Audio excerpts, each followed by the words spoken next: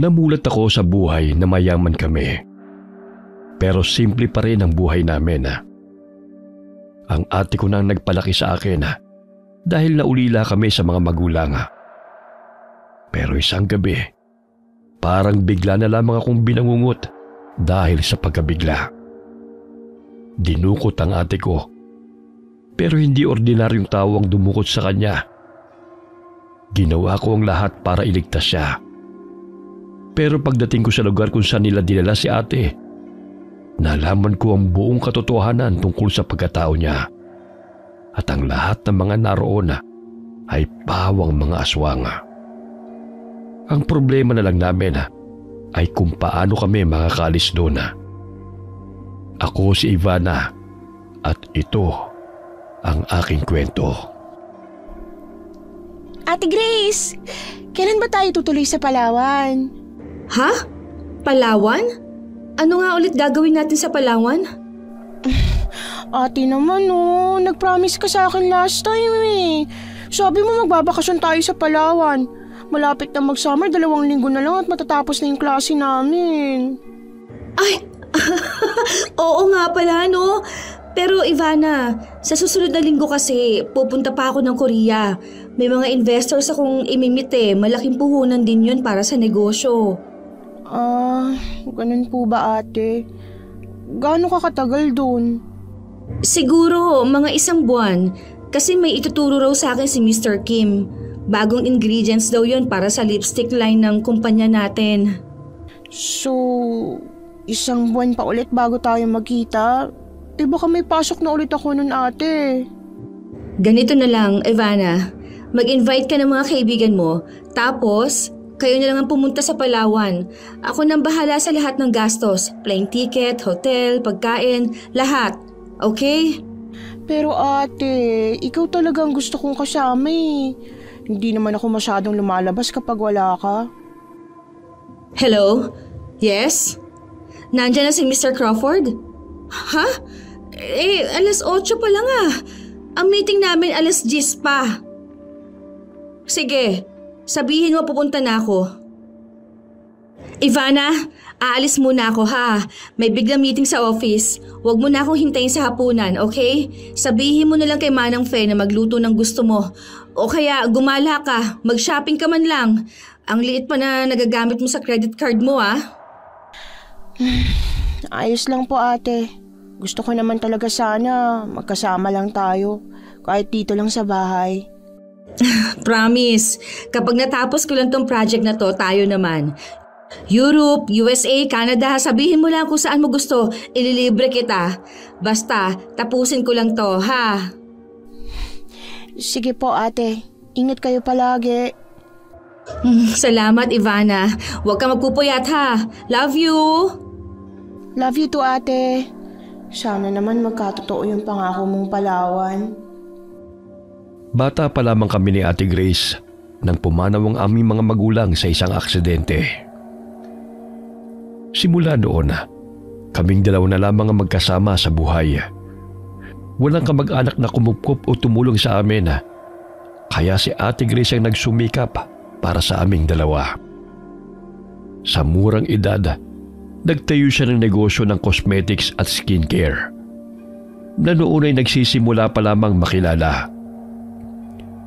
Dahil sa kanyang sipag at talino sa pagnenegosyo, mabilis na lumago ang kanyang kumpanya hanggang sa tuluyan na siyang nakilala bilang isa sa pinakabatang bilyonaryang negosyante sa Pilipinas. Nakakamit namin ang lahat ng aming pangangailangan, pati na mga luho. Ngunit ang kapalit dito, unti-unti siyang nawala sa aking tabi. Halos wala na kaming oras para magsama. Minsan pa nga, umaabot ang 2 o 3 buwan bago siya umuwi ng bahay. Ivana, gumising ka. Ate Grace. Bakit dito ka sa sala natutulog? Ang lamig dito. Lumipat ka na sa kwarto mo. Hinihintay kitang makauwi ate. Diba, sabi ko sa'yo, wag mo na akong hintayin. Tingnan mo nga ang oras, 12:00 ng madaling araw. Teka, huwag mo sabihin hindi ka pa naghahaponan. Sorry ate, nakatulog ako eh. Tsaka, umuwi kasi si Manang Fe. May emergency daw sa bahay nila. Bakit hindi ka nalang kumain sa labas? Nandiyan naman si Manong Carlo. Umuwi rin po siya sa kanila ate. Birthday daw ng anak niya. Ganun ba? Kung ganon, ikaw lang ang mag-isa rito? Oo, kaya nga inintay kita kasi sasabay sana ako sa iyong kumain. Pero, nakatulog pala ako. Sige na, magpapadeliver na lang tayo ng pagkain. Gutom rin ako eh. Hindi ko masyadong nagustuhan yung pagkain doon sa restaurant na pinuntahan namin ni Mr. Crawford. Umorder kaming dalawa ni Ate Grace ng pagkain. Isang bucket ang fried chicken at may french fries din. Kaming dalawa lamang ang nasa bahay at magkasama kaming nanood ng palabas sa TV habang kumakain. Napaka-espesyal ang sandaling yun para sa aming magkapatid. Masayang masaya ako dahil kahit kaunting oras lamang ay magkasama kami ni Ate Grace. Siya na lamang ang natitirang pamilya ko. Kaya mga ganitong sandali ang palagi kong inaasama. Habang masaya kaming kumakain at nanonood, may kakaibang mahinang tunog kaming narinig na parang... Sandali, ano yun? Ang alin ate? Pakihinaan mo nga ang volume ng TV. May aswang yata. Hala, ate, baka uwak lang yun. Ganun naman ang tunog ng uwak, diba? Hindi, Ivana. Aswang yun. Mahinang tunog. Ayon sa mga matatanda, kapag malakas daw ang tunog ng aswang, nasa malayo pa yun. Pero kapag mahina... Nasa malapit to? Oo, kaya pakinggan mo mabuti. Ate naman eh, nananakot ka pa. Hindi naman totoo yung mga wakwak o mga aswang-aswang na yan. Gawa-gawa lang yan ng mga tao. 2023 na, wala nang ganun. Marami ka pa kasing hindi alam. Batang-bata ka pa. 19 ka pa lang, di ba? 19 na ako ate, matanda na ako. Sige. Mabuti pa, ubusin na natin tong pagkain at matulog na tayo. Siya nga pala, simula bukas, nasa Davao ako. 2 linggo ako doon at... Makikipagkita ka na naman sa investors. Alam ko na yan ate. Basta Ivana, tandaan mo, lahat ng ginagawa ko ay para sa ating dalawa. Nagtatrabaho ako para mabuhay tayo. Tayong dalawa na lang natitira sa pamilya, kaya kailangan kong magsumikap. Opo ate. Sige, ubusin natin to at matulog na tayo. Matapos naming maubos ni Ate Grace ang pagkain, ay sabay kaming nagtungo sa aming mga kwarto. Ramdam ko pa rin ang saya ng gabing yun. Yung bihirang pagkakataon na magkasama kaming kumain, magkwentuhan at tumawa. Pero habang humihiga ako, unti-unting napalitan ang katahimikan ng lahat.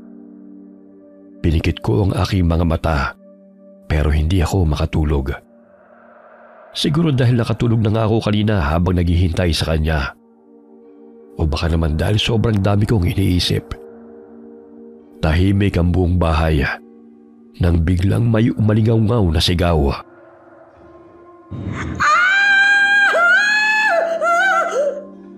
Sigaw ni Ate Grace. Agad akong napatayo mula sa kama at dumiretso sa kwarto niya. Kumakabog ang dibdib ko na parang sasabog. Nanginginig ang mga kamay ko habang binubuksan ko ang pinto ng kanyang kwarto. Para akong nilalamig sa sobrang kaba. Nanginginig pati tuhod ko. At pagpasok ko, halos mapatid ang hininga ko sa aking nasaksihan. Karga-karga si Ate Grace ng isang nilalang. May mapupulang matang kumikislap sa dilim. Mahabang kuko na parang mga patalim. Maputlang balat na tila wala ng dugong dumadaloy. At malalaking pakpak na tila nababalutan ng apoy. Hindi ako makagalaw. Parang may mabigat na pumipigil sa katawan ko. Gusto kong sumigaw. Gusto kong tumakbo. Pero natuyuan ako ng laway. Takot na takot ako. Nakatitig lang ako sa kanila Sa nilalang na yun na mahigpit na yakap si Ate Grace na parang isang naroon lamang. At sa isang iglap, lumabas ito sa bintana. Lumipad ito papalayo. Dala-dala si Ate Grace hanggang sa tuluyan na silang lamunin ng dilim ng gabi. Ate Grace, tulong! Tulungan niyo kami! Ate Grace! Naku po, dinukot siya. Sino ka? Ano ka? Ano ka? Bakit ang liit mo? Mukha kang duwende. Tama ka, duwende nga ako. Huwag kang mag-alala, hindi kita sasaktan. Bakit ka nakapasok dito? Siguro kasama ka ng aswang na yun. Isa ka sa mga dumukot sa ate ko. Pakinggan mo muna ako, Ivana. Hindi ako kalaban. Bakit mo ko kilala? Sino ka ba? Ako si Kong, ang alagang nuno sa punso ng iyong Ate Grace. Matagal na kaming magkasama.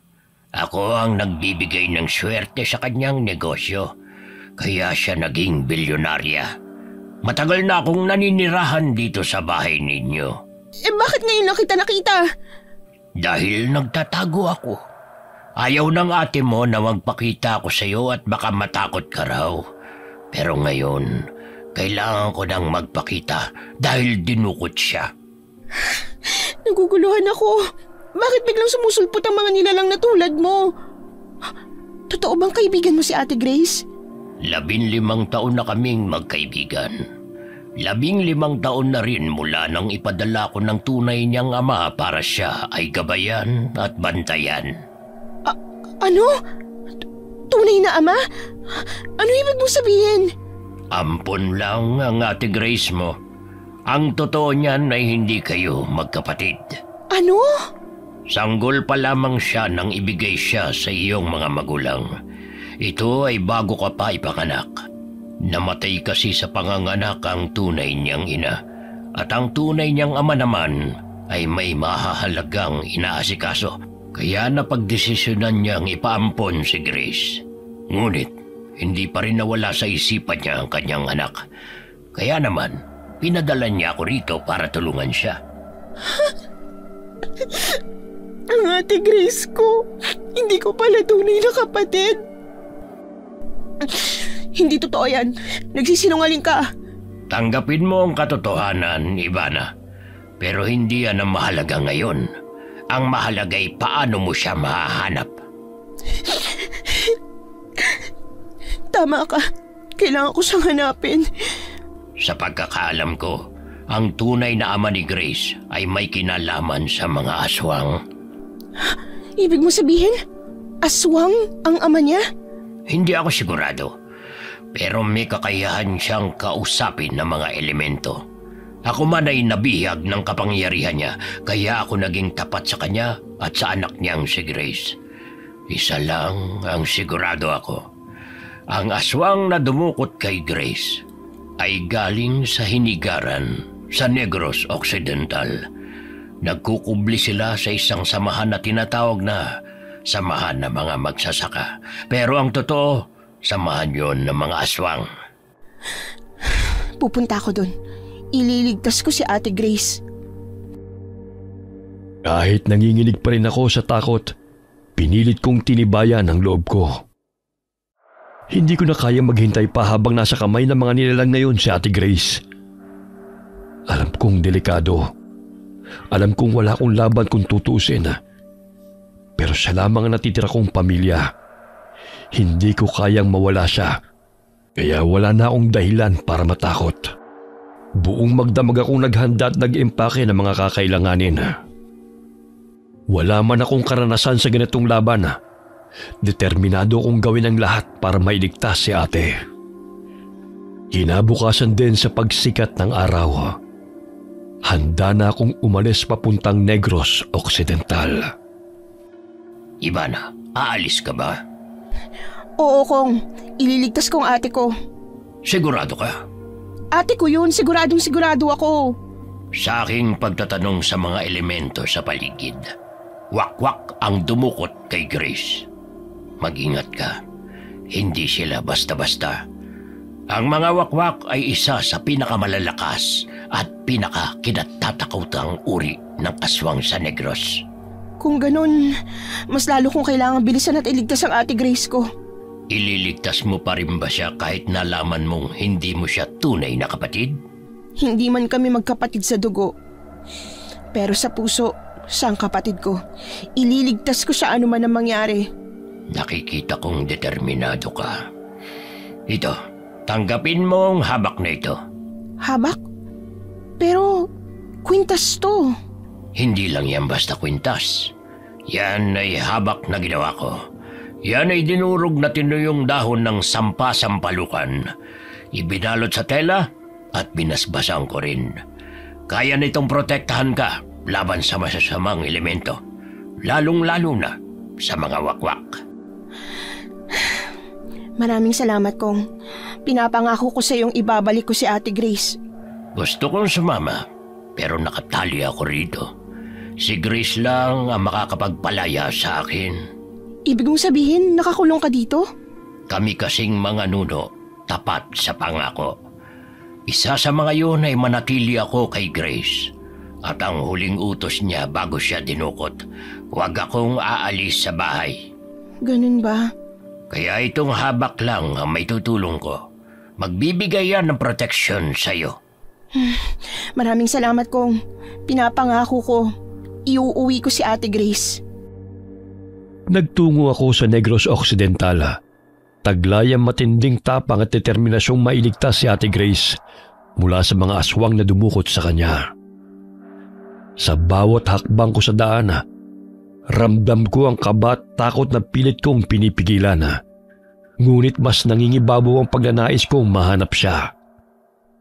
Hindi ko alam kung anong panganib ang naghihintay sa akin sa lugar na yon. Ngunit iisa lamang ang laman ng aking isipan. Ang mailigtas si Ate Grace at maibalik siya sa aming piling, anuman ang kapalit. Pagdating ko sa bayan ng Hinigaran, Negros Occidental, sinalubong ako ng malamig na simoy ng hangin at ng tanawin ng mga palayan na tila walang katapusan. Agad akong nagtanong-tanong sa mga taga roon tungkol sa isang pangkat na tinatawag na samahan ng mga magsasaka. Dahil ayon sa impormasyong aking nakalap, maaaring silang may kinalaman sa pagkawala ni Ate Grace. Marami ang nag-aatubiling sumagot. Ang ilan ay umiiwas ng tingin, habang ang iba na may tahimik na naglakad palayo. Para bang ayaw madawit sa kung anumang sikretong bumabalot sa grupong yon. Habang papalubog na ang araw at unti-unti nang bumabalot ang dilim sa paligid, ipinagpatuloy ko ang aking paglalakbay patungo sa paanan ng bundok. Sa dulo ng isang makitid at maputik na daan, natagpuan ko ang isang liblib na sityo na tila nilamon na ng katahimikan. Doon ay may mahigit 10 kubong nakapalibot sa isang malawak na taniman. Ayon sa isang matandang aking nadaanan, ang mga nakatira raw doon ay pawang kasapi ng samahan ng mga magsasaka. Isang pangkat na hindi basta-basta nakikisalamuha sa mga taga-bayan. Nang sandaling yun, habang pinagmamasdan ko ang mga aninong gumagalaw sa loob ng mga kubo, ay naririnig ko ang alingaw-ngaw ng mga kuliglig sa paligid. Nandito na kaya si Ate Grace? Bakit parang wala yatang tao? Ang lugar na tong sinasabi nila na tirahan ng mga samahan ng mga magsasaka. Nararamdaman kong ito na nga. Parang may tumitingin sa akin mga kakaibang nilalang. Ang tunog na yun. Yun yung tunog na narinig namin ni Ate Grace bago siya dinukot ng mga aswang. Mula sa dilim ay unti-unting lumitaw ang isang nakakapangilabot na nilalang. Isang wakwak na may mapupulang mata, matutulis na kuko, maputlang balat at mga pakpak na naglalagablab sa apoy. Sa unang sulyap pa lamang ay tila natuyo ang dugo ko sa takot. Ngunit pinilit kong lakasan ang aking loob. Mahigpit kong hinawakan ang habak na ibinigay sa akin ni Kong.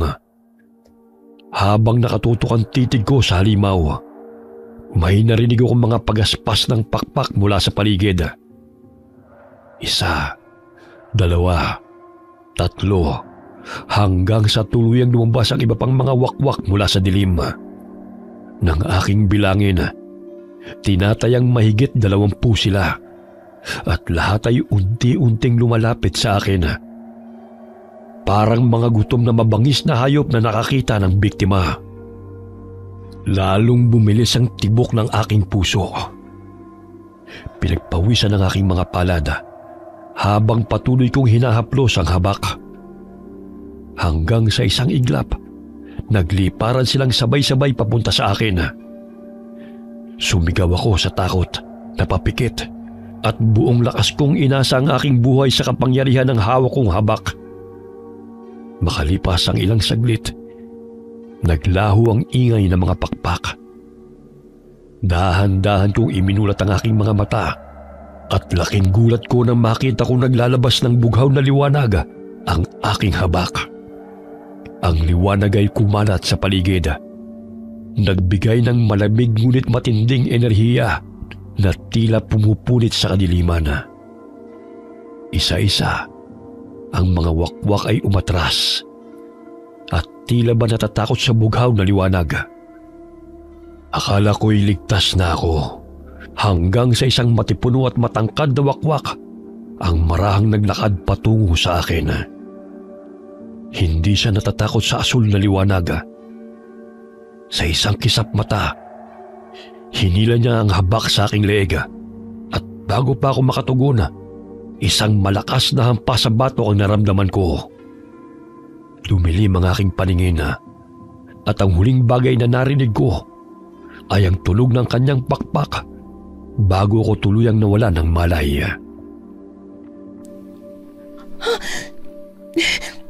Nasaan ako?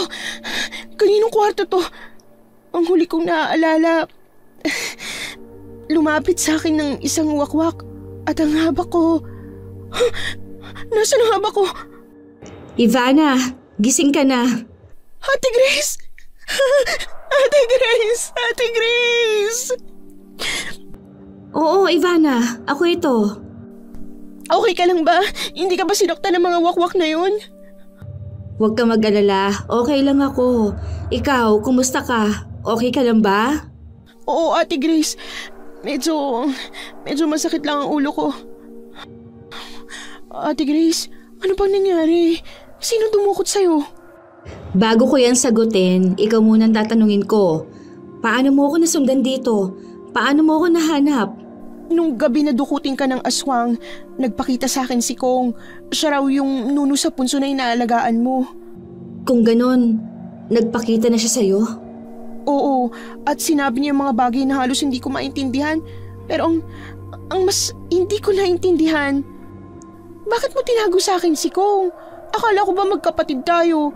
Akala ko ba hindi tayo magtatago ng sekreto sa isa't isa? Matabil kasi ang dila ng nuno sa punso na yon.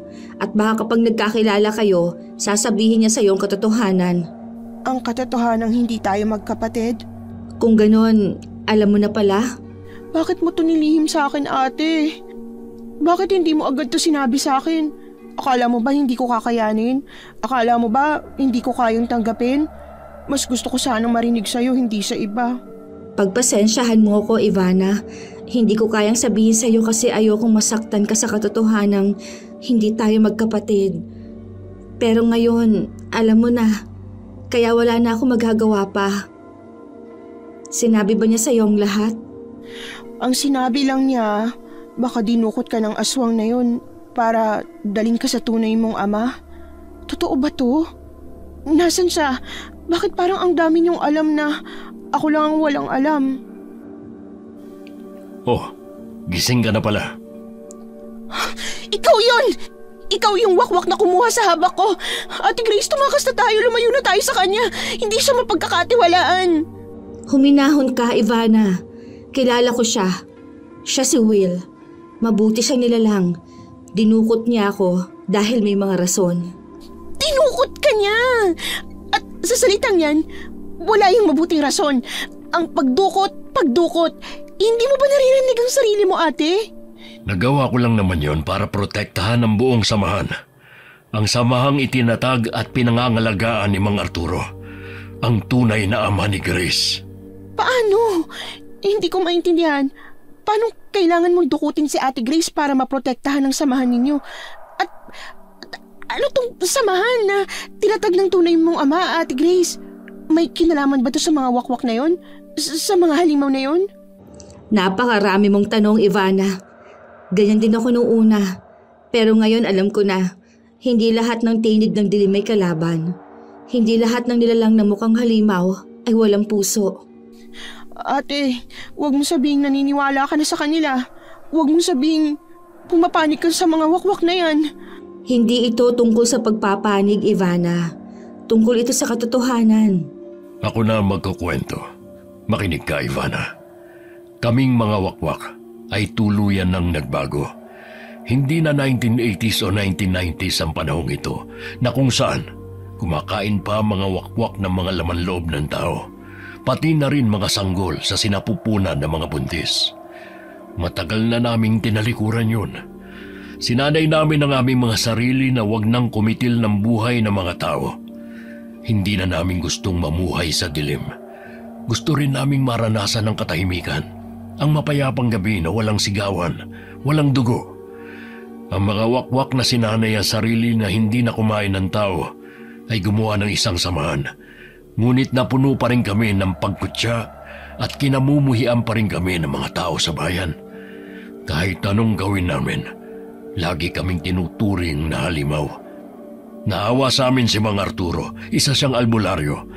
Kaya naman, tinulungan niya kami. Dito sa sitio na ito, na siya mismo ang nagmamay-ari ng lupa. Kinupkup niya kami, binigyan ng sakahan at ng tirahan ng dahilan para mabuhay. At para maprotektahan ang aming mga uri, tinatag niya ang samahan ng mga magsasaka upang wag na kaming pagpiestahan ng mga tao. Mas nakakatakot pa ang mga tao kaysa sa aming mga aswang. Kapag natatakot sila, mas marahas sila. Kapag hindi nila maintindihan, sinusunog nila. Kaya nang protektahan kami ni Mang Arturo, malaki ang utang na loob namin sa kanya. Hindi siya tumingin sa amin bilang halimaw, kundi bilang nilalang na nagkamali pero gustong magbago. At sana si Mang Arturo ngayon?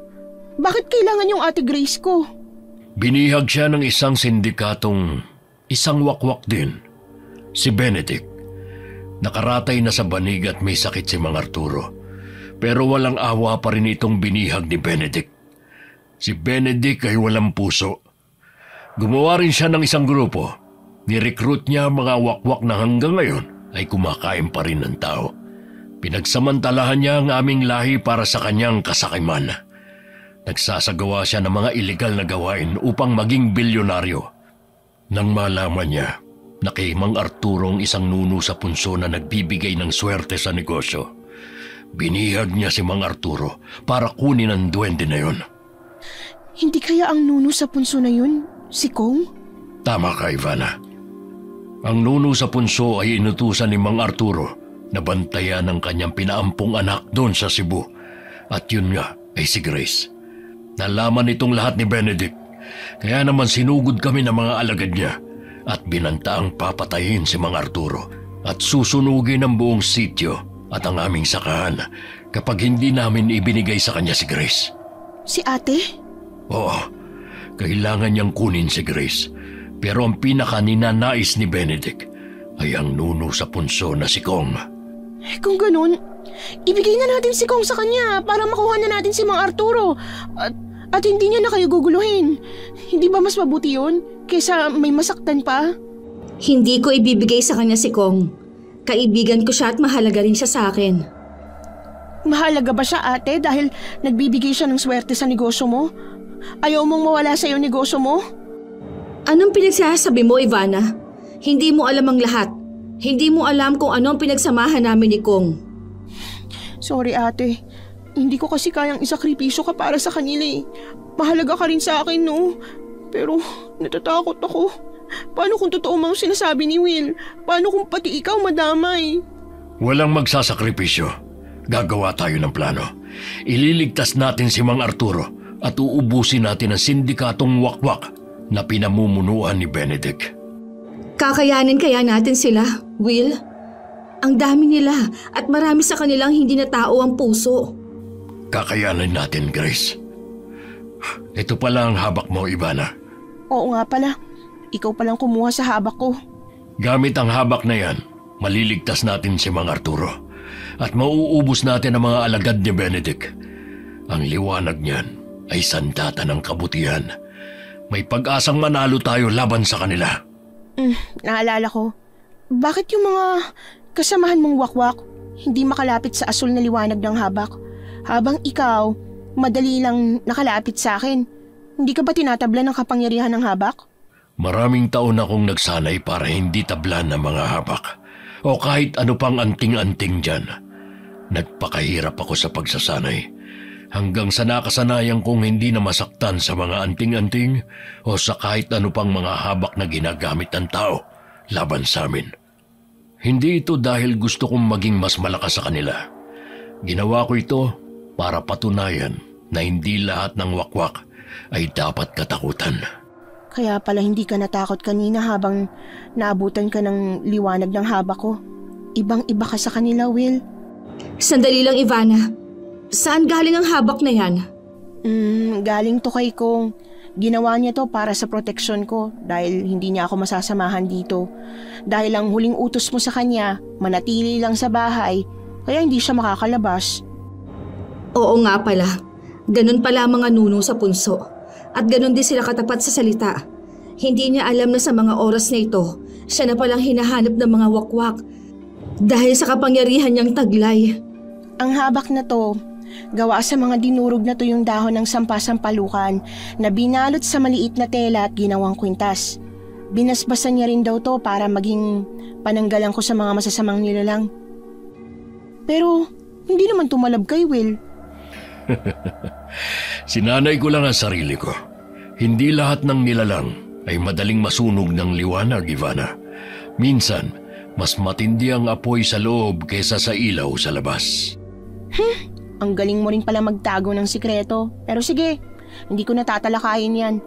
Ang mahalaga ngayon, ano na ang magiging plano natin para mailigtas si Mang Arturo at matalong sindikato ni Benedict? May naisip akong plano. Makinig kayong dalawa.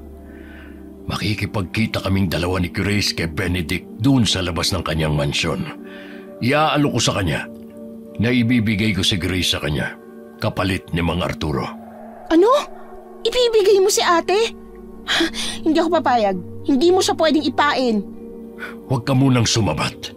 Makinig ka muna, Ivana. Hindi ko talaga siya ibibigay. Ang plano ko, kapag magpapalit na kami, papasok ka sa eksena at ilalabas mo ang habak. Lalapit ka sa amin. At kapag naabala ang mga kasamahan ni Benedict, maging siya mismo, dadaling ko si Mang Arturo. Samantalang ikaw naman, hihilahin mo si Grace. Hindi makakalapit si Benedict sa'yo dahil sa kapangyarihan ng habak. Kapag nagkaroon ng liwanag, tatakbo tayo. Wala nang lingon-lingon. Delikado to. Pero kung ito lang ang paraan... Sang-ayon ako sa plano mo. Kung may kaunting pag-asa para mailigtas ang tunay kong ama, susugal ako. Mabuti na lang at binigay sa akin ang habak na to ni Kong. Gamit na gamit natin siya laban sa masasamang nilalang. Bukas din ng gabi, pupunta na tayo sa mansyon ni Benedict at isasagawa ang ating plano. O siya, lalabas muna ako ng kwarto at magluluto lang ako na magiging hapunan nyo. Magpahinga kayo dahil bukas baka ito na ang pinakamatinding laban natin. Ate Grace, masaya ako at okay ka lang pala. Alam mo ba na grabing pag-aalala ko sa'yo? Halos hindi ako nakatulog sa kakaisip. Akala ko hindi na kita makikita. Takot na takot din naman ako nung dinukot ako ni Will. Akala ko nga'y katapusan ko na. Akala ko magiging isang bangkay ako. Pero mabuti na lamang at mabait pala si Will at hindi na sila kumakain ng tao. Buti na lang. Dahil kung hindi, baka wala ka na ngayon. May tanong lang ako, Ate Grace. Ano yun? Kung matagal mo nang alam na meron ka palang tunay na ama, bakit hindi mo siya hinanap? Hindi ka ba na-curious kahit minsan? Medyo nalilito pa kasi ako noon. Napakaraming tanong ang naiisip ko. Tulad ng, bakit kailangan niya akong ipaampon? Bakit mas pinili pa niyang bumuo ng samahan para sa mga magsasaka na samahan pala ng mga aswang sa halip na alagaan ako? Kaya naiisip ko noon na hindi niya ako mahal, na hindi pala ako importante sa kanya. Kaya ayon, hindi ko na lang siya hinanap. Pinilit ko mabuhay nang wala siya. Pinilit ko maging masaya kahit kulang. Pero sa kwentong narinig ko mula kay Will, parang mabait naman ang tunay mong ama. Hindi mo ba naramdaman kahit konting pag-asa na baka may dahilan siya? Alam mo, Ivana, sa ilang araw ng pananatili ko rito, napagtanto ko nga na mas pinili niyang mapalayo ako sa kanya upang mapalayo na rin ako sa mga masasamang elemento, katulad ng mga aswang o mga wakwak na yan.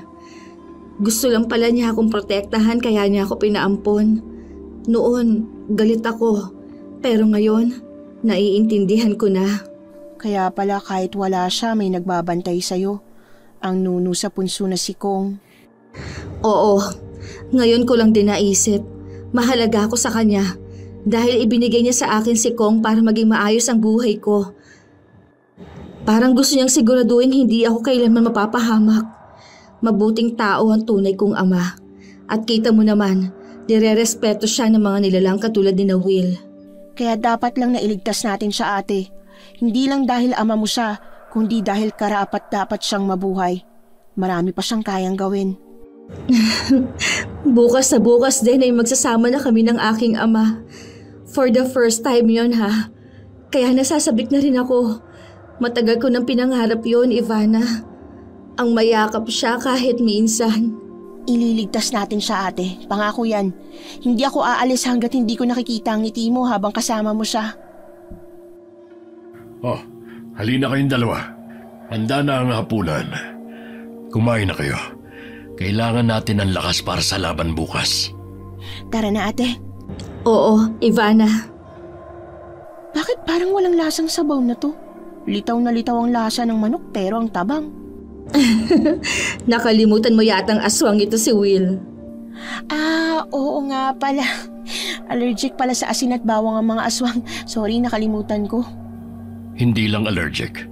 Kapag nakahawa kami ng asin o bawang, para kaming sinusunog ng buhay. Pero nagsasanay na akong labanan yan. Sa ngayon, amoy pa lang ang kaya kong tiisin. Hindi ko pa ito kayang hawakan. Kung ganun, magdadala tayo ng asin at bawang bukas para hindi makalapit ang mga kampo ni Benedict. Kapag ginawa mo yan, baka akong unang matumba. Ay, oo nga pala. Aswang ka rin. Alam mo, Will, sa ilang araw kong pagkain ng mga luto mong walang asin at bawang, parang nasasanay na ako. At ewan ko ha, pero parang mas sumasarap. Aba, baka magiging aswang ka na, Ate Grace, katulad ni na Will. Loko ka talaga. Hindi ah. Hayaan nyo, kapag natapos natin tong misyon na to, ipagluluto ko kayo ng tunay na pagkain. May asin, may bawang.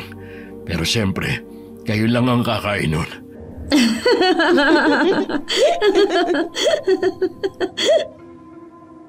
Doon na kami natulog ni Ate Grace at pinalipas namin ang isang araw sa pakikisalamuha sa mga taong naroon. Mga nilalang na sa araw ay karaniwang tao, ngunit nagiging wakwak pagsapit ng gabi. Masaya pala silang kasama. Marami silang mga nakakatawang kwento at masasayang alaala. Doon ko napagtanto na katulad din pala namin sila. May mga damdamin din na nasasaktan, natutuwa, nalulungkot at natatakot. Ang samahang yun ay itinatag at pinoprotektahan ng tunay na ama ni Ate Grace. Isang samahan na puno ng malasakit at puso.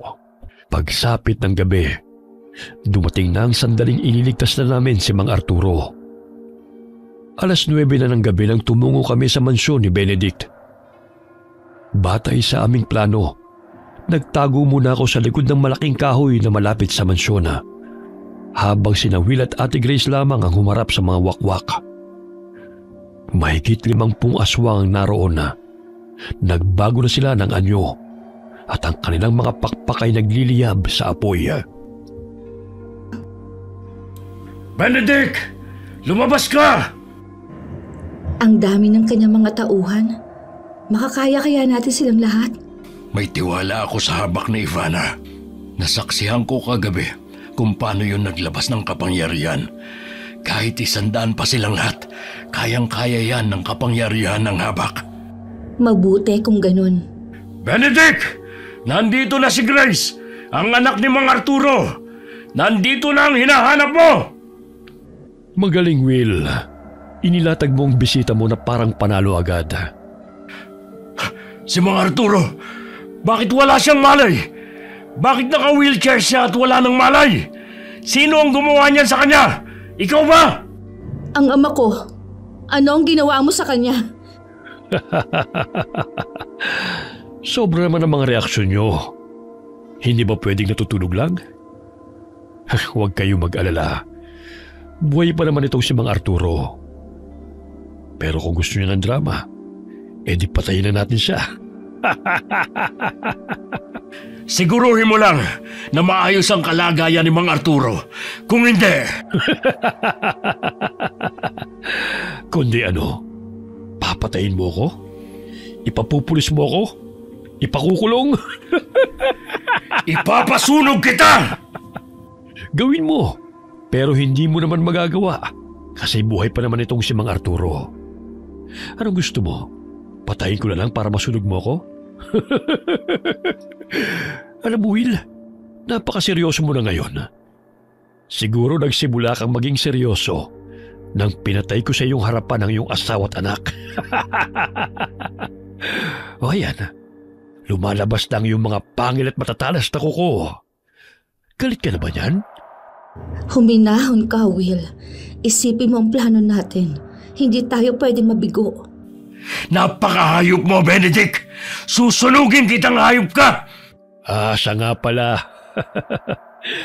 Nakalimutan kong sabihin sa iyo, Will. Alam mo bang hindi nawala ang mga magulang mo? Anong ibig mo sabihin? Gusto ko lang naman sabihin sa iyo na pinatay ko rin sila. Yun lang naman. Will, huminahon ka. Nangungutya lang ang Benedict na yan. Anong ginawa mo sa kanila? Bingi ka ba? Sige, uulitin ko. Pinatay ko ang iyong ama't ina. O yan, mas klaro na ba? Wala kang kasing sama, Benedict! Magpigil ka, Will. Sa tingin ko'y sinasabi lang niya yan para magalit ka. Baka nagsisinungaling lang siya kaya manatili kang kalmado. Kailangan nating maisagawa ang ating mga plano.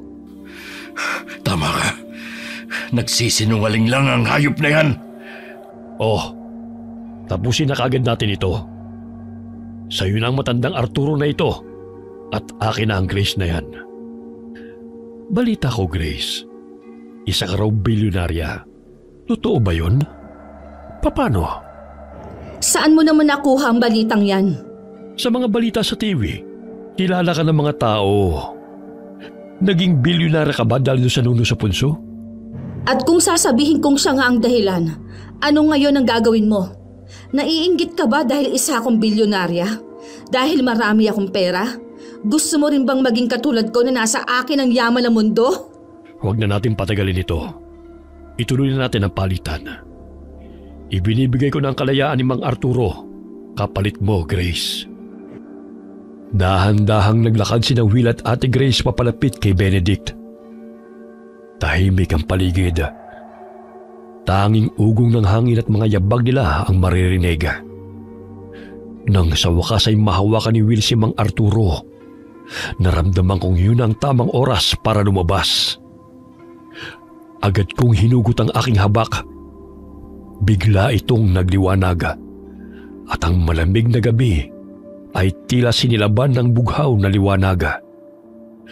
Dali-dali akong tumakbo papalapit sa kanila habang kumakabog ang dibdib ko sa kaba at takot. Nagkagulo ang mga kampong wakwak ni Benedict. Nagliparan sila, nagngangalit at sabay-sabay na sumugod sa akin. Ngunit nang lapitan nila ako, agad silang umatras at napasigaw sa sakit. Napapaso sila sa asul na liwanag na nagmumula sa aking habak. Habang binubuhat na ni Will si Mang Arturo, mabilis kong hinila si Ate Grace. Agad ko siyang niyakap at itinapat ang habak sa aming harapan. Lalong lumiwanag ang paligid. Tinablan ng liwanag ang mga halimaw. Napatras silang muli at sa unang pagkakataon nagkaroon kami ng pag-asang makatakas ng buhay. Sino ka? Hinding-hindi ka magtatagumpay sa mga plano mo. At sino nagsabi sa'yo? Ikaw? Ano ka? Isang bata na naglalaro ng tapang? Tumawa ka lang hanggang gusto mo. Pero tingnan mo, hindi nakakalapit ang mga alagad mo dahil sa habak na to. Isang kwintas lang ang pinapanakot niyo sa akin? Diyan kayo umuhugot ng pag-asa? Ivana, Grace, mas mabuting umalis na tayo rito. Huwag nating hintayin lumubha pa ang sitwasyon. Hindi ganun kadali ang takasan ako. Akala mo ba'y naglalaro lamang tayo? Hindi! Subukan mo lang lumapit at masusunog ka sa kapangyarihan ng habak ko. Hindi ito biro, Benedict. Kung lalapit ka sa akin, sigurado akong magsisisi ka. Sinasabi mo yun dahil para ka natatakot. Alam kong takot na takot kayo. Pero alam mo, takot lang ang wala sa akin. At siyempre, pera. Pera ang dahilan ng lahat ng kasamaan mo, Benedict. Kinuha mong tunay kong ama dahil sa kasakiman mo. Pero hindi mo ako makukuha ng ganun lang kadali. Ikaw? Matapang ka, ha? Sige, ipakita niyo kung gaano kayo katataga. Napakayabang mo! Alam mo naman ang mangyayari kapag lumapit ka sa habak ni Ivana. Isa kang bulag na naglalakad sa gilid ng apoy. Bulag? Ako? Akala ko ikaw ang may paninindigan, Will. Akala ko ikaw ang may tapang. Pero mukhang mas malakas pa rin ang takot sa puso mo kaysa sa galit. Hindi kami takot. Handa kami. At kahit hindi namin mabawi lahat sa isang gabi, sisigaw kami para sa tama. Hindi lang ito para sa akin. Para ito sa lahat ng napahiya mo. Nilagyan ng putik at pinagmalupitan. Hindi kita papayagan na maging dahilan ng panibagong pagdurusa. Napakaganda ng mga salita mo, Grace. Ang tanong lang, may panlaban ba kayo sa akin? Meron kaming panlaban. Ang habak at ang tapang ni Ivana. At higit sa lahat, may dangal kami. Yan ang bagay na hindi mo mabibili. Dangal? Kung yan ang sandata ninyo, may malaking problema nga kayo. Dito sa mundo ko, may presyo ang dangal. At ako ang nagtatakda ng halaga. Kung yan ang tingin mo sa mundo, Benedict, ibig sabihin lang, napakakitid ng utak mo. Ipapakita namin sa'yo na may mga bagay na lumalampas sa halaga ng pera. May mga puso na hindi mo mapapawi ng pang-aapi. Mga hangal! Sige, lumapit ka at masusunog ka. Sa kabila ng banta ko kay Benedict, nanginginig ang aking mga tuhod at nabalot ng matinding takot ang aking katawan nang bigla siyang magbago ng anyo. Ang kanyang itsura'y naging isang dambuhalang wakwak. Mas mapula ang mga mata, mas matalim ang mga ngipin, at ang kanyang mga pakpak ay naglalabas ng nag-aalab na apoy. Mula sa kanyang ulo'y tumubo ang mahabang sungay, at sa isang iglap, nagmukha siyang isang nilalang na isinilang mula sa bangungot. Dahan-dahan siyang lumakad patungo sa akin, at sa takot ko'y itinapat ko ang aking habak sa kanya. Umaasang mapipigilan siya ng asul nitong liwanag. Ngunit sa bawat hakbang niya, napagtanto ko na walang bisa ang aking sandata. Hindi siya tinatablan. Huli na mapagtanto kong napakalakas pala niya. Sa isang iglap, nasa harapan ko na siya at isang malakas na sipa ang tumama sa akin.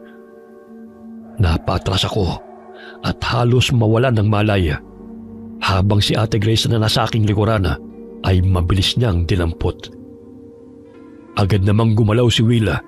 Hawak-hawak si Mang Arturo. Sinunggaban niya ako at agad kaming lumipad palayo sa mansyon ni Benedict. Nakalayo nga kami, ngunit naiwan si Ate Grace. Hawak-hawak pa rin ang halimaw na si Benedict. At ang huling tanaw ko sa kanya ay ang kanyang mga mata. Puno ng takot at luha bago kami tuluyang nawala sa dilim ng gabi. Hindi ko nagawang protektahan si Ate Grace. Patawarin mo ko, Ivana. Hindi ko rin nakayang iligtas ang iyong ate. Masyadong malakas nga si Benedict. Kahit magtulong-tulong pa kaming lahat dito sa samahan, malabong matatalo namin siya. Paano natin mababawi si Ate Grace? Meron pa bang ibang paraan? Huwag kang mag-alala.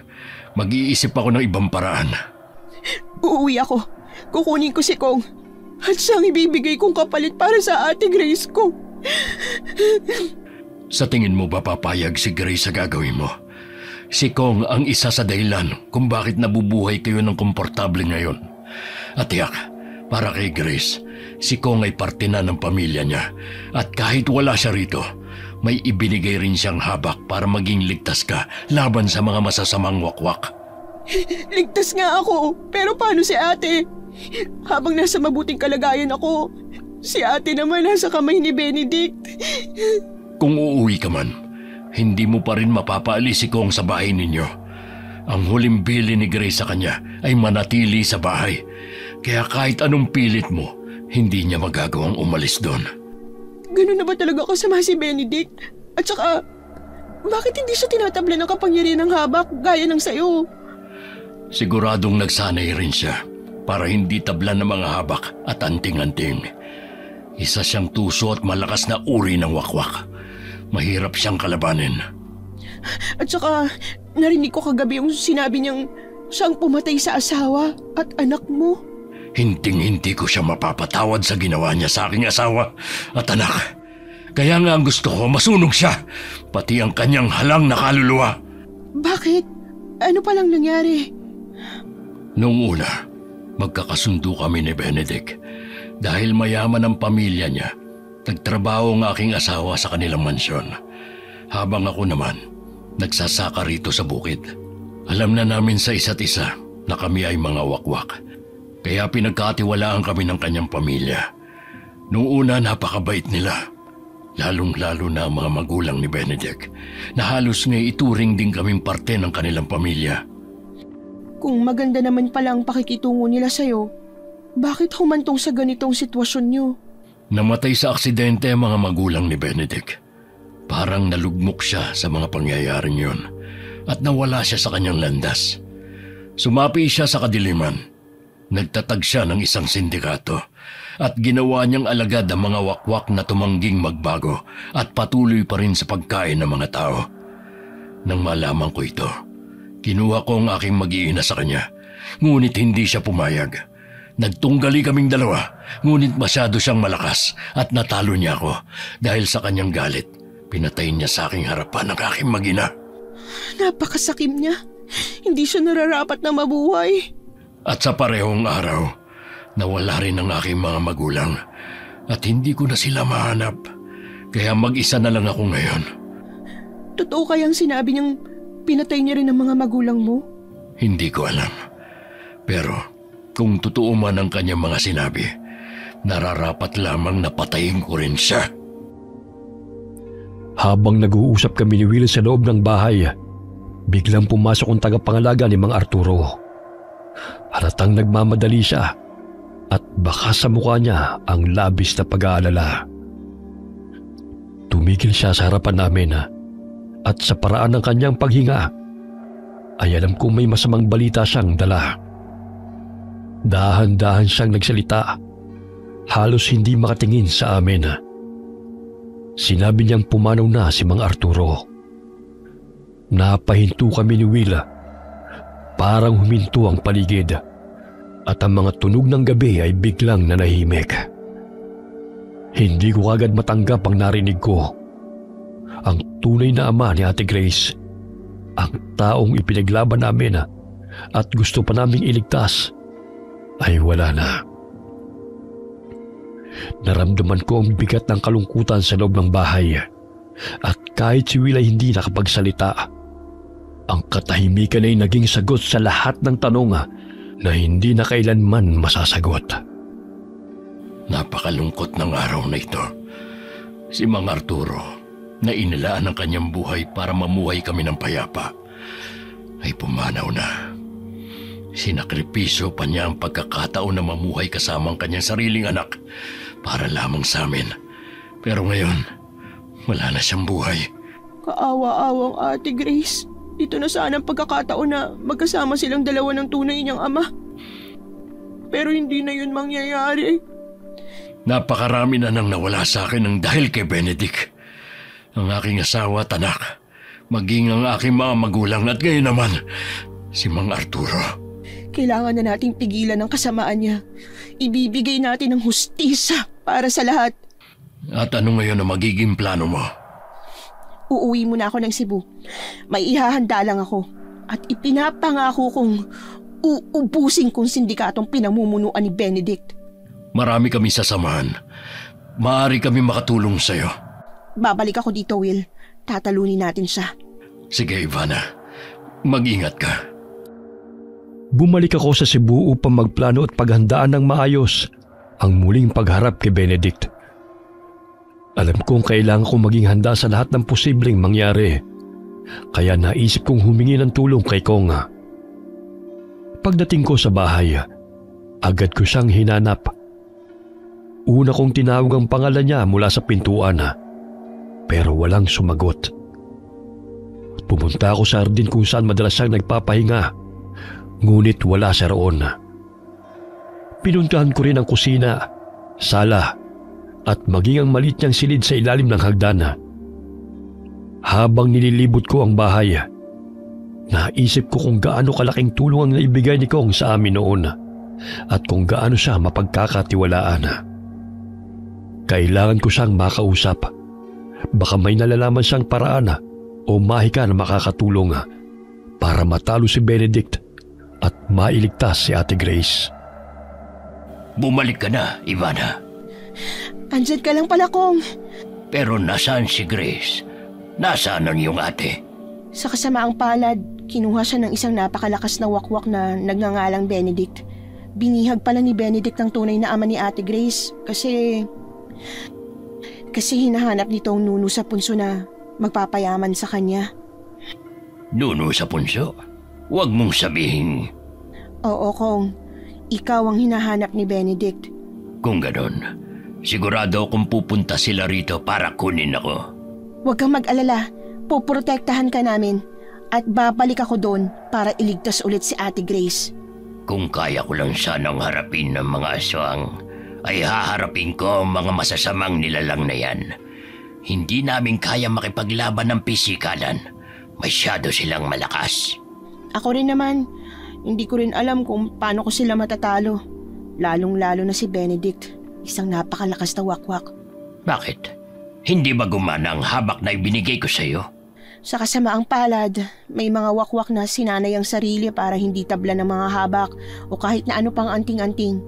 At si Benedict, isa sa mga wakwak na yon, kaya wala tong bisa sa kanya. Tunay nga siyang malakas. Kung ganoon, paano kaya natin matatalong malakas na wakwak na yon? Kung hindi natin siya matatalo sa pisikalan, talunin natin siya sa utak. Anong ibig mong sabihin? Lilinlangin natin siya. Kami mga nuno sa punso, mahilig kaming manlinlang na mga nilalang. Kaya nga nakakaligtas kami mula sa mga malalakas na nilalang na katulad ng mga wakwak. Tama ka, Kong. Lilinlangin natin siya at sisiguraduhin kong matatalo ko siya. Inilaan ko ang 3 araw para pag-isipan at planuhin ng mabuti ang bawat hakbang na gagawin ko laban kay Benedict. Alam kong hindi sapat ang tapang lamang. Kailangan kong paghandaan ang lahat ng paraan para maprotektahan ang sarili ko at ang mga taong kasama ko. Gamit ang credit card na ibinigay ni Ate Grace, bumili ako ng sako-sakong asin at mga bungkos ng bawang. Alam kong hindi ito ordinaryong pamimili. Ngunit yun lamang ang mga bagay na kayang pumigil sa mga nilalang na katulad ni Benedict. Matapos noon, nagtungo ako sa simbahan. Umingi ako ng banal na tubig sa pare na nasa malapit na simbahan. Matapos niya akong payagan, ay kumuha ako ng 1 galon. Pagkatapos ay inihalo ko yun sa mahigit 20 drum ng tubig na aking inihanda para sa laban. Taimtim akong nanalangin na sana'y maging mabisa yun sa mga wakwak na haharapin ko. Ayon din sa mga nabasa ko sa mga lumang aklat at napanood sa ilang dokumentaryo, isa sa pinakamabisang panlaban sa mga wakwak ay punyal na gawa sa pilak. Kaya gamit pa rin ang credit card na ibinigay ni Ate Grace, bumili ako ng pilak at ipinagawa ko ito sa isang panday. Habang lumilipas sa mga araw, kumausap rin ako ng ilang tao na maaaring makasama ko sa laban. Hindi sila madaling kumbinsihin. Sino ba namang maniniwalang may mga wakwak sa panahong ito? Kaya't binayaran ko na lang sila, sapat para hindi sila umatras. Hindi ko man sigurado kung mananatili silang tapat, pero umaasa akong sa oras ng laban ay hindi nila ako tatalikuran. Pagsapit ng ika-4 na araw, ramdam kong handa na ako. Ang kaba ay napalitan ng determinasyon. Bumalik ako sa Negros, dala ang mga gamit, ang punyal na pilak at ang bagong lakas ng loob. Ngunit bago ko harapin si Benedict, nagpakita muna ako kay Will, ang tanging wakwak na alam kong kakampi ko sa laban na ito. Ivana, mabuti't nakabalik ka na. Oo, Will. Hindi namin mabigyan na mapayapang burol si Mang Arturo dahil lagi kaming ginagambala ng mga kampo ni Benedict. Bawat araw, may sinusunog silang bahay rito sa sityo. Gabi-gabi kami kung salakayin nila. Huwag kang mag-alala, Will. Akong bahala. Haharapin ko na si Benedict ngayong gabi. Haharapin natin siya. Hindi. Huwag kayong sumama sa akin. Ang mga dala kong pananggalang, maaari niyong ikapahamak eh. Kaya haharapin ko lang siya ng mag-isa. Sigurado ka ba? Masyadong malakas si Benedict at ang mga kampo niya. At tiyak, hindi uubra ang iyong habak laban sa kanya. Oo, tama ka. Masyadong ang malakas si Benedict at ang mga kampo niya. Pero hindi ko siya lalabanan gamit ang lakas ko. At paano mo siya lalabanan? Lalabanan ko siya gamit ang panlilinlang. Panlilinlang? Binigyan ako ng payo ni Kong. Sinabi niya sa akin kung bakit daw nakakaligtas sila sa mga masasamang elemento katulad ng mga aswang.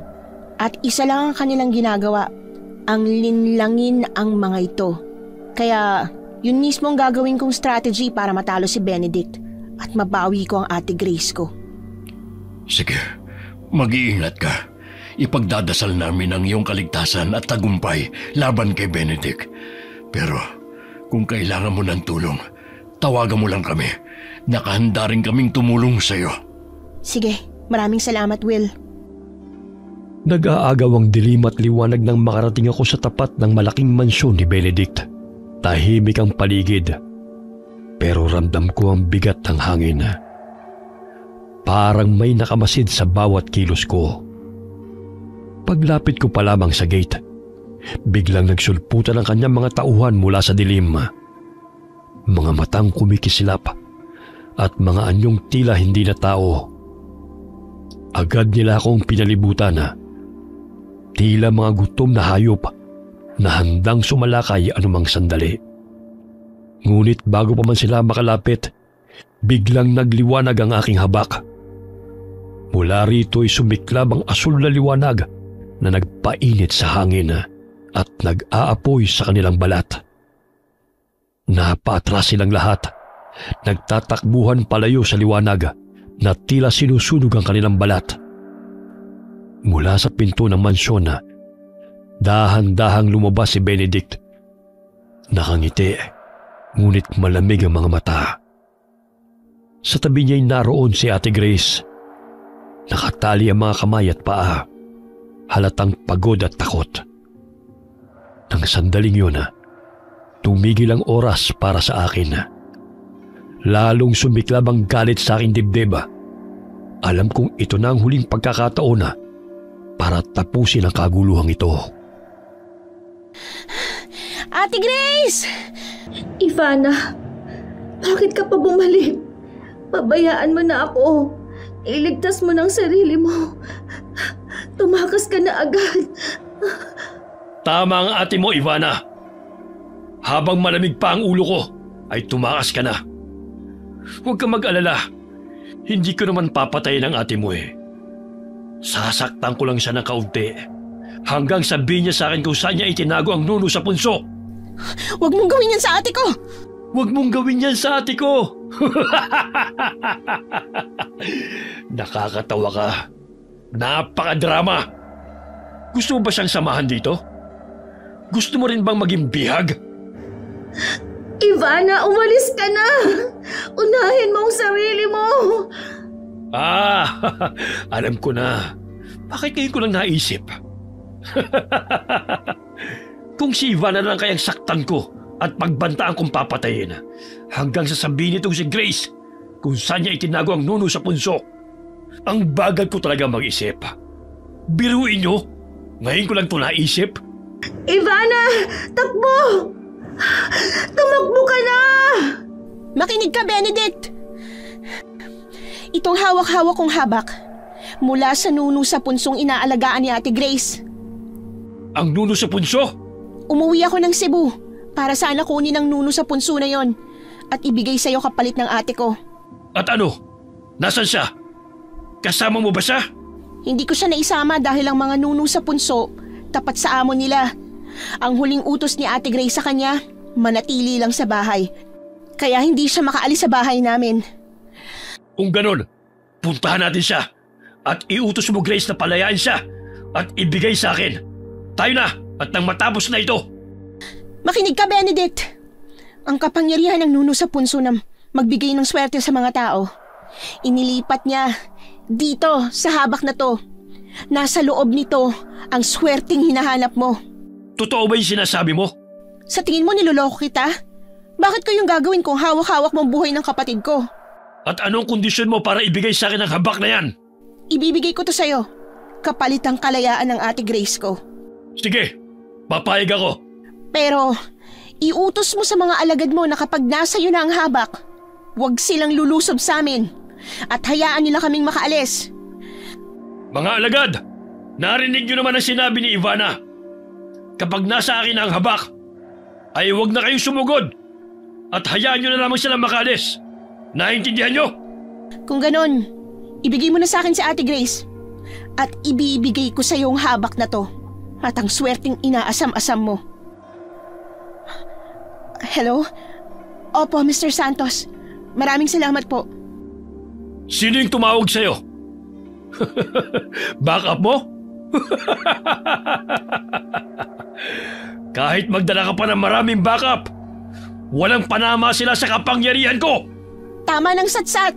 Kunin mo na tong habak ko at kukunin ko na rin ang Ate Grace ko. Dahan-dahan akong lumapit kay Benedict. Ramdam ko ang bilis ng tibok ng puso ko habang nakatitig siya sa akin. Tahimik lamang ang paligid. Tanging hampas ng hangin at mahinang pag-iyak ni Ate Grace ang naririnig. Nang magkalapit kami, inabot ko sa kanya ang habak, parang isang alay na puno ng kapayapaan. Walang pagdududang kinuha niya ito habang ang mga mata niya ay nanatiling nakatuon sa akin. Sinusubukang basahin kung anong binabala ko. Habang hawak niya ang habak, mabilis kong hinawakan si Ate Grace. Tinulungan ko siyang makatayo. Tinanggal ang mga tali sa kamay at paa. Niyakap ko siya ng mahigpit at ramdam ko ang init ng kanyang luha sa aking balikat. Luha ng takot at pagod. Paglingon ko kay Benedict, nakita kong binubuksan na niya ang tela ng habak. Mabagal niyang inalis ang pagkakabalot nito. Waring may halong pag-usisa at kumpiyansa. Ngunit nang tuluyan niya ng mahawakan ang laman nito, biglang sumiklam ang matinding apoy mula sa kanyang mga palad. Habang pinapanood ko siyang napaatras sa liwanag, mahigpit kong hinawakan si Ate Grace. Ano tong inilagay mo sa habak? Bakit nasusunog ang mga kamay ko? Masakit bang masunugan ng kamay? Nilinlang mo ako! Hindi ito ang swerte na hinahanap ko! Pagpasensyahan mo na, Benedict. Kamalasan palang nailagay ng nuno sa punso at hindi swerte. Mapanlinlang ka! Anong inilagay mo sa habak? Nilublob ko sa asin, bawang at holy water ang dinurog na tuyong dahon ng sampasampalukan. Kaya ayan, nasunog ang mga kamay niya. Mapanling lang nga, gaya ng mga nuno sa punso. Kay Kong naman galing yung suggestion na yun eh. Kung hindi natin sila kayang talunin sa pisikalan, talunin na lang natin sila sa utakan. Tama ka nga. Mga alagad! Mga hangal ba kayo? Bakit hindi niyo atakihin si Ivana? Nakita niyo namang niloko niya ako! Patayin ang babae niyan! Habang patuloy na nag-aalab ang mga kamay ni Benedict, bigla namang sumugod sa akin ang kanyang mga alagad. Isa-isang naglalabasan mula sa dilim ang mga wakwak. Namumula ang mga mata at ang kanilang mga pakpak ay naglalagablab sa apoy na tila mula sa impyerno. Ramdam ko ang panginginig ng lupa sa bawat pagtama ng kanilang mga paa. Agad kong iniharang ang katawan ko kay Ate Grace habang hinuhugot ko ang punyal na gawa sa pilak mula sa aking tagiliran. Nang sandaling yun, para bang tumigil ang oras. Ang tanging madidinig mo ay pagaspas ng mga pakpak at lagitik ng apoy. Nang sumugod ang una, mabilis ko siyang sinaksak sa dibdib. Sumigaw ito ng malakas bago tuluyang naging abo. Sunod-sunod silang lumapit at bawat isa'y tinatama ng aking punyal. Sa bawat pagtama, kumikislap ang pilak at kumakalat ang abo sa paligid. Ngunit hindi ko rin maiwasang mapaso. Sa tuwing nadadampi sa akin ang apoy mula sa kanilang mga pakpak, ramdam ko ang hapdi at kirot na tila binubura ang balat ko.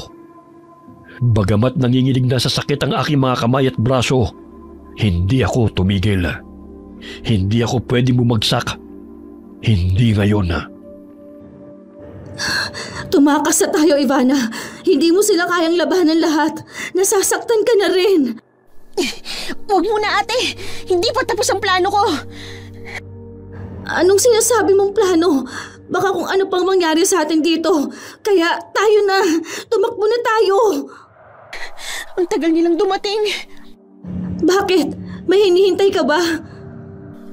Kailangan muna nating tiisin to, ate. Kailangan nating mapuksa ang mga masasamang wakwak na to. Ano ba kasing pinaplano mo? Mga hangal! Humanda ka ngayon, Ivana! Ikaw ang gagawin kong hapunan ngayong gabi!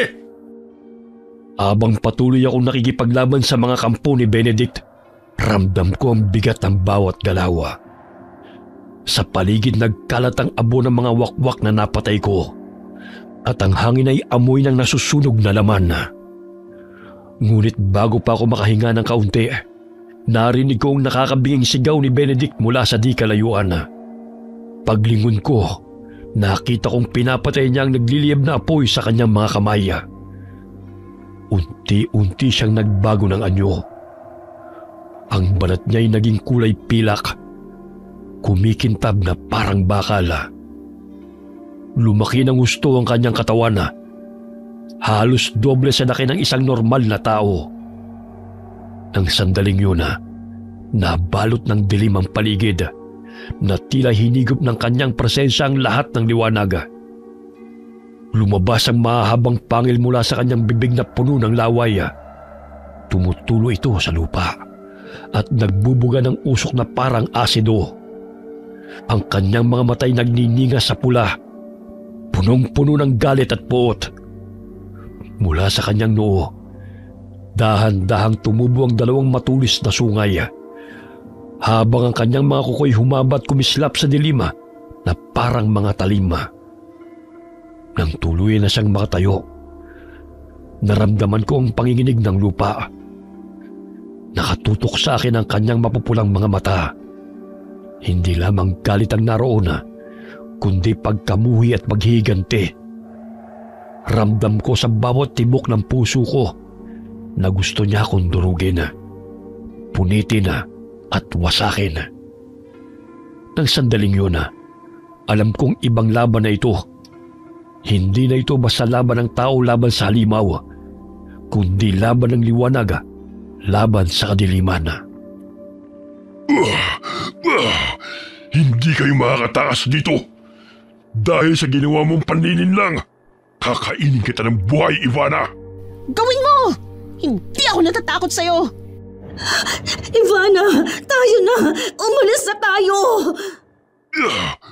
Kung sa tingin mo'y makakaya mo kung gamit lamang ang punyal na yan, nagkakamali ka. Kayang-kaya kita! Mabilis na lumapit sa akin si Benedict. Napakabilis na parang isang kidlat. Bago ko pa man siya mailagan, nasunggaban niya na ang aking kamay. Ramdam ko ang sobrang higpit ng kanyang pagkakahawak. Dahil sa sakit, nabitiwan ko ang punyal na gawa sa pilak. Nang tignan ko siya, halos hindi ko na makilala si Benedict. Galit na galit siya. Umaatungal ang kanyang boses na tila halimaw na gutom sa dugo. Ipinatong niya sa aking dibdib ang kanyang mga kamay at dahan-dahang itinutok sa akin ang kanyang matutulis na kuko. Handa nang itarak sa akin, lapain at kainin ang buhay. Napapikit ako. Nagdasal na sana matapos na ang lahat. Ngunit bago pa man dumampi ang kanyang mga kuko sa aking balat, bigla akong nakarinig ng malakas na ugong mula sa itaas. Napaangat ang aking paningin. Pati si Benedict at ang kanyang mga alagad ay napatingala rin. Sa madilim na kalangitan, 2 helikopter ang lumitaw. Umiikot sa ibabaw namin. Ang kanilang mga ilaw ay sumasagasa sa dilim. Nang mga sandaling yun, napabuntong hininga ako ng malalim. Sa wakas, dumating din sila. Maya-maya'y bumukas ang mga lagusan ng 2 helicopter at isinaboy mula roon ang napakaraming bawang at asina na binili ko sa Cebu. Nang tumama yon sa lupa, agad na umalingasaw ang amoy ng bawang. At sa bawat butil ng asin na tumama sa balat ng mga wakwak ay madidinig ang kanilang pagsigaw. Habang nagsisigawan sila, isa-isang naglaho ang mga naglalagablab na apoy sa kanilang mga pakpak. Nang hina ang lahat ng alagad ni Benedict, nagsipagsigawan sa sakit at nagbagsakan sa lupa. Maging si Benedict ay napatigil, napaatras at napaluhod habang nagngangalit ang kanyang mukha sa matinding hapdi. Nabitiwan niya ako sa sobrang panghihina. Dali-dali akong gumapang papalapit kay Ate Grace. Pareho kaming humihingala, nanginginig sa takot. Ngunit noong mga sandaling yun, ramdam ko na kahit papano may pag-asa pa. Ikaw bang nagpadala sa mga helicopter na yan? Nakatambay lang kasi yung mga helicopter mo sa bahay, Ate Grace. Kaya ginamit ko na lang. Sayang naman ang bili mo niyan. Ang galing ng plano mo. Salamat sa credit card mo at nakabili ako ng maraming bawang at asin. Kung sa tingin mo'y mapapatay mo kami sa bawang at asin na yan, nagkakamali ka. Huhupa rin ito at babalik din ang aming lakas. Makatakas man kayo ngayon, pero hahanapin namin kayo. Kahit saang dako pa ng mundo kayo magtago, kakainin at magpipiyesta namin kayong lahat. Tingnan natin kung mabubuhay pa kayo ngayong gabi. At sa mga sandaling yun, agad dumating ang mga drone na may daladalang mga lalagyan ng banal na tubig. Yun mismo ang pinabasbasan ko sa pare. Sabay-sabay silang pumwesto sa itaas namin, paikot sa buong bakuran ng mansyon ni Benedict. Ilang sandali pa'y nagsimulang magbuhos ng banal na tubig ang mga drone at para itong ulan ng liwanag na bumalot sa buong paligid.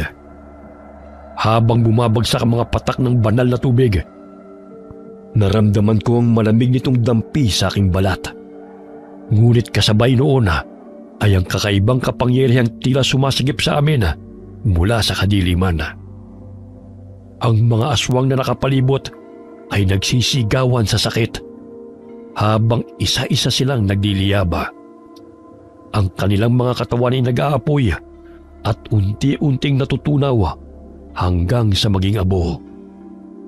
Pati si Benedict na pilit pang lumalaban ay napasigaw ng malakas habang nagliliyab ang kanyang balat. Isa-isa nang bumagsak ang mga katawan ng mga wakwak hanggang sa wala nang natira kundi abo at amoy ng nasunog na laman. Nakatayo kami ni Ate Grace sa gitna ng mga abo, basang-basa sa banal na tubig. Pagod, ngunit magaan ang loob. Sa paligid namin ay puro abo at usok, tanda ng pagtatapos ng mahabang pakikipaglaban. Sa wakas, natapos na rin. Oo ate, natapos din. Huwag mong sabihing bumili ka ng maraming drone gamit ang credit card na ibinigay ko sa'yo. Tama ka ate. Huwag ka mag-alala ate. Mahigit ilang milyon lang naman ang nagastos ko. Barya lang sa mga bilyon-bilyon mong pera. Ay sa wakas, natalo rin natin ang mga masasamang wakwak na ito. Nabigyan din natin ng hustisya ang samahan. Lalong-lalo na para kay Will. Dahil si Benedict ang pumatay sa asawa at anak niya. At nabigyan na rin ng hustisya mga pinagagagawa niya sa buong samahan ng mga magsasaka na tinatag ng tatay mo. Oo nga pala, ang tunay kong ama. Kailangan ko na siya makita. Ate Grace. Oh, bakit? May problema ba? Tungkol kay Mang Arturo. Tungkol sa tunay mong ama. Bakit? Ano nangyari sa kanya? Wala na siya. Nung nakaraang araw, binawian na siya ng buhay. Ano? Hindi totoo yan. Kasalukuyan siya nakaburol ngayon sa sitio. Ang aking ama. Hindi ko pa man siya nakakasama na matagal. At ngayon wala na siya. Ate Grace. Ang sakit, Ivana. Ang sakit-sakit. Matapos matalo si Benedict at ang kanyang mga alagad, bumalik kami sa sitio at dumiretso sa burol ni Mang Arturo. Tahimik ang paligid habang naglalakad kami papunta sa maliit na kubo kung saan siya nakaburol. Pagpasok pa lamang ni Ate Grace, hindi niya napigilang humagulgol. Napaluhod siya sa sahig, niyakap ang labi ng kanyang ama. At doon ibinuhos ang matagal na niyang pinipigilang pagdadalamhati. Tahimik ko siyang nilapitan at niyakap. Ramdam ko ang bigat ng kanyang kalungkutan. Sa mga sandaling yun, dama ko ang pait ng muling pagkikita nilang mag-ama. Isang pagtatagpo na nauwi sa pamamaalam. Sa labas, tanging huni ng kuliglig at mahinang pag-ihip ng hangin na maririnig. Tila nakikiramay sa aming pagdadalamhati.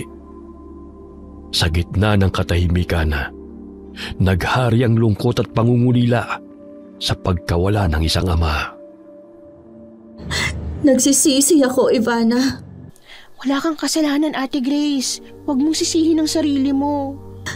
Sana pala, noon pa lang, hinahanap ko na siya para mas maging mahaba pa ang aming pagsasama.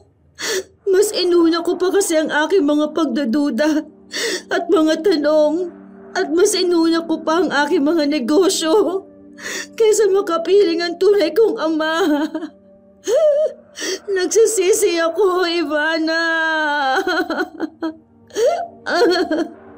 May plano ang Diyos, Ate Grace. May plano ang Diyos. Ivana! Grace! Ano nangyari? Will, sa wakas, natalo namin si Benedict at ang mga alagad niya. Ang dami mong sugat, Ivana. Ayos ka lang ba? Wala to, mga pasalang. At oo, ayos lang ako.